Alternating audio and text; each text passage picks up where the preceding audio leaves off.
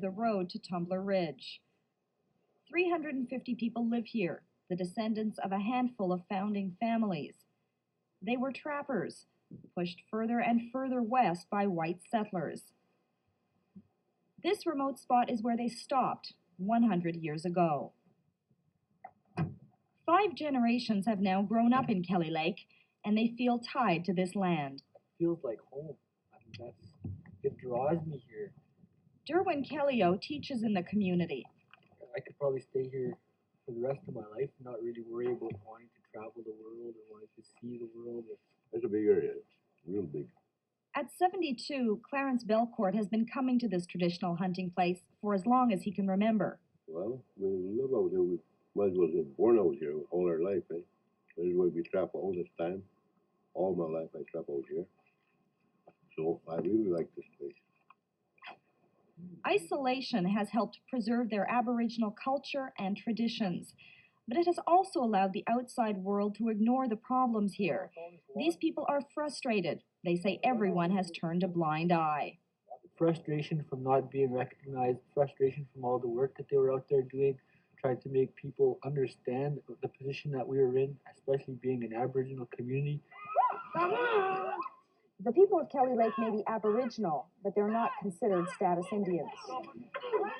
They are Métis, which means mixed blood, part Cree, but also part French. And because they're Métis, they don't get the federal funding given to status Indians. But they feel it's not just the federal government that has neglected them, but every level of government at every turn. And that neglect, they say, has created enormous problems for their community. One of those problems is housing. As many as 10 people are crammed into some of these dwellings.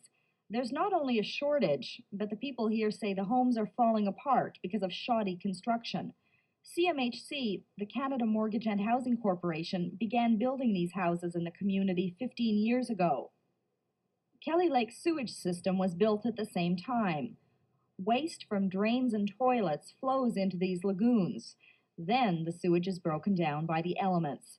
The problem is, many of these lagoons are faulty. Some are leaking, others are overflowing. Ann Thomas is the Chief Environmental Health Officer for the Peace River.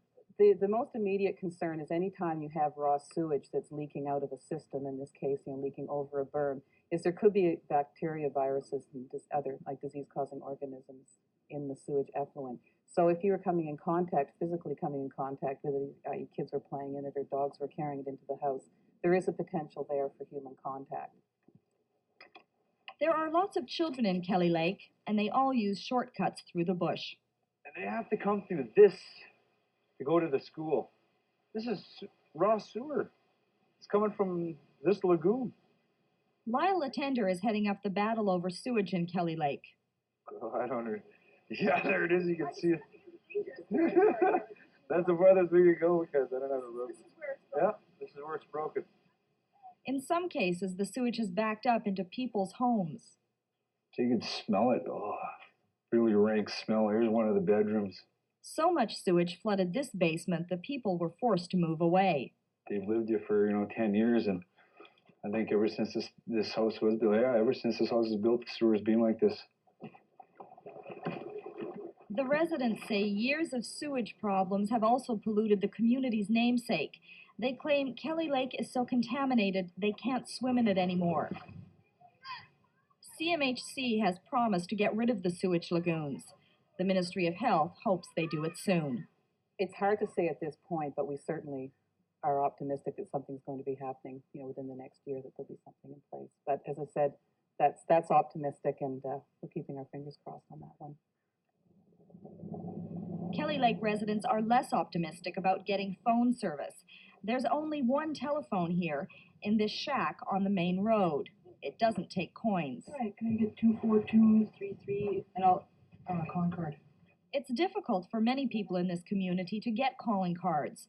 They have to call collect. Residents have been trying to get phones in their homes for about 10 years. What if I was here home alone and, something happened? Wouldn't I be able to phone a neighbor and could you please come over and help? I need somebody here right away. Glenda Campbell and her mother Caroline say not having a phone isn't just inconvenient, It's dangerous. Well, yes, if I get sick, if I get an asthma attack, all I would have to do is just phone a doctor. We are very concerned that all the potential customers, in fact, all the existing customers of BCTEL are treated fairly and equally. Colleen Connolly is the field services manager for the Peace River. Cost for the construction to actually put the phone service, etc., into Kelly Lake is about $300,000. And what we were asking from the residents there is about $27,000. BCTEL would pay $270,000, and we're asking for a $27,000 commitment from the customers. That's about $1,000 for every household that wants a phone. For Lydia Whitford, that's too much. Well, I just told him, where am I going to get it? That's what I told him. I have to pay rent for my house and power for my house. Where am I going to get the 1,000? I asked them if they would bill me, by monthly basis. But they said no. I had to come up with 1,000 right now. So I guess I'll never have a phone. Phones could help people here get jobs. 60% of the residents are unemployed. I wanted to show it to you. A job training program has been introduced in Kelly Lake, but in order to get those jobs, residents would have to move out of the community. They maintain there is work here. They're just not getting any of it. Whatever's happening here, we're going to get from nothing, not from the wild fields, not from Quintet coal, not from the logger, nobody. We get nothing out of it, absolutely nothing. They say it's worse than that. They say they're losing their traditional livelihood because forest and oil companies are stripping the land around them. What Clarence is afraid of, or what he's actually saying, is that he's starting to see the impact of all the other outside people coming into the area and start to push our people away from what their livelihoods were, and it's starting to pose a really big impact on our community. Jack Weisgerber is the MLA for the Peace River and a former Native Affairs Minister. He says it's up to the community to help government solve some of the problems. I think that there needs to be a will among the people affected. They've got to come to some kind of consensus, some kind of an understanding of what it is they want from government or governments. For people, elected people from outside the community to come in and say, we're going to help you achieve this or this or this, I just don't think is on for the times. The residents say there is consensus, that they do know what they want. They're asking all levels of government to acknowledge their claim to this land and its resources. Andrew Petter is BC's former Aboriginal Affairs Minister. I think the Métis have absolutely fallen between stools historically. I think what I would say to people who feel that way, though, in the case of Kelly Lake, is that this government has taken some actions in the last year and a half that provide some cause for hope.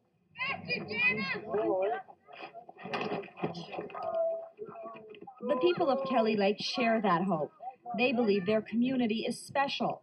Alcohol and drugs aren't a problem here. There are no suicides or murders. They say Kelly Lake is a safe place, a place which offers a sense of community most of us can only imagine. There's not very many people that you would be leery of, We just leave the doors wide open. There's nobody around here that we're scared of because we're all from the same community. Our children grew up with all these people. I grew up with all these people. I'm safe. That's what I liked about this place. It is safe. I wouldn't move from here. I don't have a vehicle. I don't have a phone. But I'm free here. We're in town. I wouldn't be able to make a moshide there and go and smoke a moshide first. And, if I went to smoke a moshide in town, the police would be after me and the fire squad. For these people, Kelly Lake will always be home. They say white settlers forced their Métis ancestors to move here. Modern-day problems aren't going to force them to leave. Pretty well to think that we've been pushed all the way from Manitoba, from rich land to rich land, over 3 provinces, And this is where the people decided to stop because they weren't going to be pushed out anymore. Can't go any further. Yeah, couldn't get any further. And now this is where they stopped. And that's why we feel so strongly that, you know, we're not going to be pushed out of here anymore. This is beautiful country. That's why we say it's ours. Karen Tankard, CBC News, Kelly Lake.